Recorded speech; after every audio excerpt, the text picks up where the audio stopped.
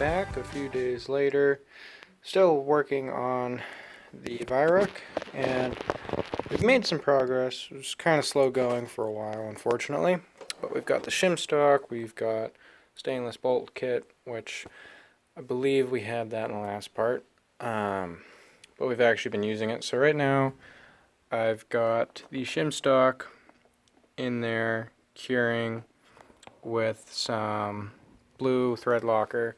This is all I had. I know you're supposed to use higher strength stuff, but I'm just going to try it. If it doesn't work out, I'll go buy some green or whatever. Maybe red. I don't know. So that's curing, and we've got the fitment pretty good. And then I also made a lot of progress on the stock, as you can see. So up close, it doesn't look super good, although it doesn't really show up on camera. But essentially, so I use JB Weld Clear Weld. It doesn't perfectly match the finish of the stock. It's a little bit shinier.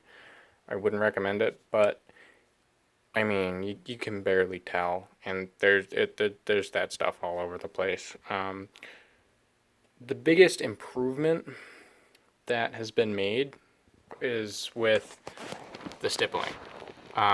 If you remember before, in part 1, the stippling was bare. The gunsmith left it completely unfinished and unsealed, and it just looked terrible. But now it actually looks really, really good, and it brings out the color a lot more, and it looks like it's meant to be there. And I am so happy that I was able to somewhat, I'd say like 70% save the hack job that was done to this.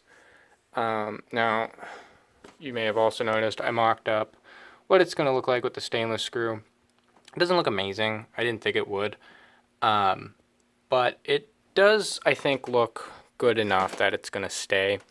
In the future, I'm planning on kind of countersinking the hole it's in and then just inserting some kind of little cup or something for the screw to sit in. I think that would look really good. That would come up over the lip of the hole there. I think that would look really good. But for now, this is fine. And also, I got, like, again, I'd say 70% of the dings and dents out from that using the epoxy. And that worked out really well. So, we're making progress. We're almost done. The gun, just the stippling, getting that sealed up, just improves the look of it so much. I am so happy with it. But again, once you get up real close, you can tell the stippling's terrible. But you can also see that there's still excess epoxy that needs to be removed or smoothed down. And it's just a matter of finding the right grit sandpaper that will smooth off the epoxy at a good rate, but not eat up at the original finish of the stock. I mean, I'm like this close to just throwing it away and getting a new one, but they're so hard to come by. Delivery time is like 2 months, and they're $400 stocks. It's like, that's just excessive. But yeah, so we've also got these pins somewhat cleaned up. So this is the worst of the two, and this is the worst of the two sides. I mean, that's like freehand Dremel around the edge of that. So not amazing by any means, but it looks good from a distance again. And I mean, it's kind of like that 6 to 10 inch distance. Like if you're that far away and you're not an expert and you don't know what you're looking at, and you're just someone who happens to be walking by and sees this, it's going to look good. And that's kind of the level I'm at right now. I think in the future I want to take it up to where it's going to look good no matter what, obviously, but I'm just not quite there yet.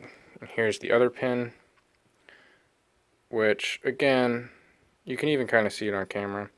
Doesn't look super good. I don't know why. I mean, focus. I've been pretty good historically about polishing. I have a lot of experience. I mean, did that compression tube, did all the internals, done a lot of polishing, and it always comes out pretty well. But that kind of like just barely rounded off pin is just, I don't know, it was just very difficult.